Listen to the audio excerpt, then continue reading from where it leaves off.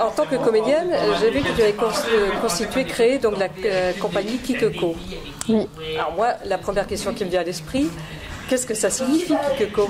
Alors Kikeko, c'est les initiales des surnoms de mes 3 enfants, parce que j'ai commencé à écrire toute petite des contes pour enfants que j'ai mis en scène, et c'est le début de cette aventure. J'ai voulu créer le nom d'une compagnie et je n'étais pas beaucoup aspirée. Comme j'ai d'abord commencé par les enfants, j'ai pris les diminutifs des surnoms de mes enfants. Ké, Kéké, Ki, Kiki et Ko, Coco. Si au niveau de Tréguidel, les cours que tu donnes, quelle approche du théâtre est-ce que tu proposes?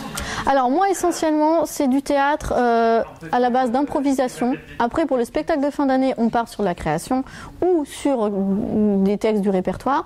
Mais moi l'approche de mon théâtre c'est vraiment de dire ici c'est un laboratoire dans lequel on construit des choses, dans lequel on est acteur, créateur et non juste acteur, exécuteur. C'est vraiment ça ma vision du théâtre. Je sélectionne par rapport à des souhaits et par rapport au travail sur une année. Cette année, je veux travailler sur qu'est-ce qu'est l'acteur, comment doit-il se comporter, comment devenir un meilleur acteur, etc.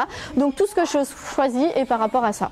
Quand on manipule le mouvement, l'acteur qui entre, je ne veux pas qu'il soit un algébriste télégraphié par quelqu'un d'autre qui m'énumère les 23 stations mécaniques de l'alphabet lambda. Ouais, non mais c'est pas évident. Quand je joue quelque chose en même temps. Oui. Je le récite juste comme ça va. Mais... Oui, bien sûr, mais c'est à partir du moment où on le fait et qu'on est en action qu'on se rend compte réellement si on sait le texte ou pas. C'est pour ça que je vous faisais tourner en parlant, en l'adressant à quelqu'un, en parlant de plus en plus fort, doucement, etc. Parce que rien que le fait de se déplacer fait qu'on fait une activité. Natacha fut chassée par son Sacha fâché, n'ayant pas attaché Pacha son chat qui n'a pu s'échapper. Je suis cadavre imprimé, donc c'est le livre en fait, mais tu peux te dire que c'est toi quoi. Et d'un coup, pouf, le voir petit à petit se ranimer, tu sais, t'as mangé ça, t'es cadavre, puis d'un coup, t'as un bras qui bouge, une jambe, hop, tu te remets debout. Tu vois? Par où il veut bouger. Le voir petit à petit se ranimer quand on lui souffle. Trac truc, trac truc, trac truc, trac truc, trac truc, trac truc, trac truc. Je me trouve maintenant avec Solène et Nicole. Et la question que j'ai envie de savoir également, c'est qu'est-ce qui vous pousse à jouer du théâtre? Eh bien, ressentir des émotions très profondes et surtout les sortir, les exprimer. Parce que bon, dans la vie courante, on atténue, on ne va pas au bout de son expression. J'ai l'impression qu'il y a en moi quelque chose qui a envie d'éclater, de sortir. J'aimerais bien savoir qu'est-ce qui est le plus important pour toi quand tu joues. Le plus important, il y a tellement de choses importantes, comment dire. Peut-être que le plus important, c'est d'arriver à trouver une fois le track passé, juste avant d'entrer sur scène, de trouver ce petit vibrato, ce petit moment magique où on a passé le cap du track, le cap d'être soi-même, on arrive à vivre complètement dans la peau du personnage qu'on essaye d'incarner, à rentrer dans ce monde-là complètement. C'est presque viscéral, c'est trouver ce moment où la vie de ce qu'on fait est là. Est-ce qu'il est difficile de s'impliquer dans un rôle? Je pense qu'on a en nous toute la palette des émotions, et donc que ce soit la colère, la tristesse, et puis le théâtre justement nous permet de mettre en scène ces émotions-là et puis d'essayer de les pousser au maximum, quoi, d'essayer de les explorer, d'essayer de les... Donc moi, ça fait pas longtemps que j'en fais, mais c'est ce qui m'intéressait dans le théâtre.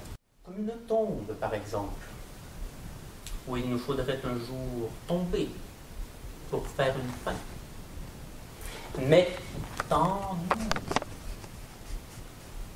nous, mais dedans, et que nous sommes, non pas ceux à qui le néant, non pas ceux qui ont le néant pour avenir, pardon, mais ceux qui portent leur néant à l'intérieur. Comment est-ce que tu t'y prends avec des enfants?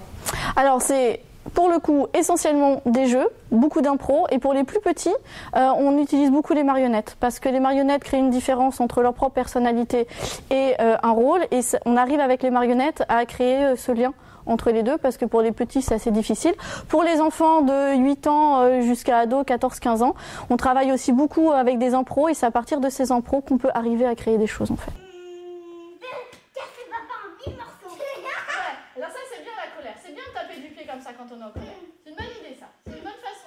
la colère. Toi? Lilou? Moi, j'adore Noël. Oh bah dis donc, on dirait pas. Hein. Encore plus, hein. T'es encore plus joyeuse. Moi, j'adore Noël. Ok. Ok, allez, une dernière fois. J'arrive pour vous soigner, les petits. Ou pour vous manger. Vous êtes où? Je vous vois pas. Vous êtes où? Je vous vois pas. Elle tombe dans quel piège? Le pied accroché. Tu Non, non, non, je suis là. Ah! Au secours!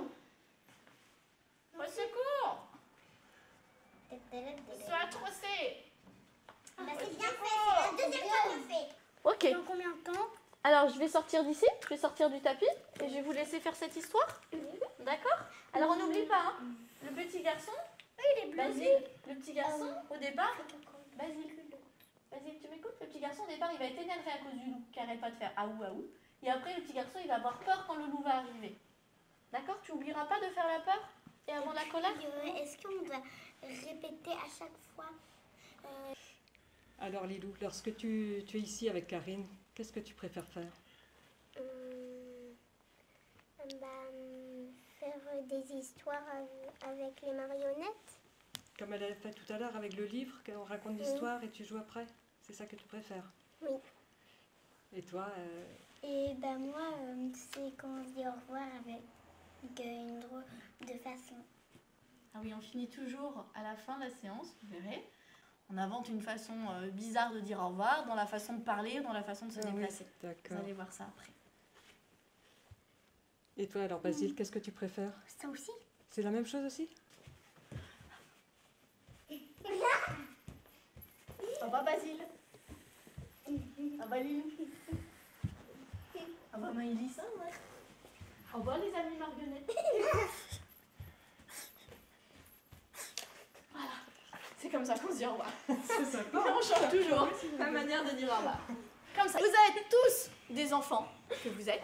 D'accord. Vous venez juste d'arriver dans votre colonie de vacances où vous allez passer une semaine. On va vous expliquer les règles du jeu et vous allez vraiment pas être d'accord avec les règles. Alors déjà, stop, je vais dire des règles. Alors, on se couche à minuit pile. Non, c'est nul, minuit. Et J'aime pas minuit. Et on se lève à, attention, 7h du matin. Mais non, pas Non mais c'est vrai, la raison dans ce sens. Ah, c'est vers à gauche aussi, sauf que ça donne pas la même chose au bout du compte. Donc faites attention aux mots que vous employez. Attends, 7 ans. 7 ans, oui, bien. Et je m'appelle... Mais je suis pressée, dépêchez-vous là. D'accord, c'est pour échanger ça. Une balle. Il est très très bien. Oui, mais il est bon. Attends. Par contre, il a coûté... Alors qui d'entre vous a déjà été au théâtre? Alors tu viens de nous dire que tu aimerais bien être comédien plus tard. Qu'est-ce que tu aimes bien dans le théâtre? Bah, l'humour. Vous aimeriez bien faire vous aussi jouer devant un vrai public? Oui. Tout le monde? C'est super. Alors peut-être qu'on aura le droit à un spectacle en fin d'année. Est-ce qu'on les invite pour notre spectacle de fin d'année? Et on vous prend en vidéo encore? Non. Si. Au revoir, Triguidel. Au revoir, Triguidel. Au revoir, Triguidel. Au revoir Triguidel.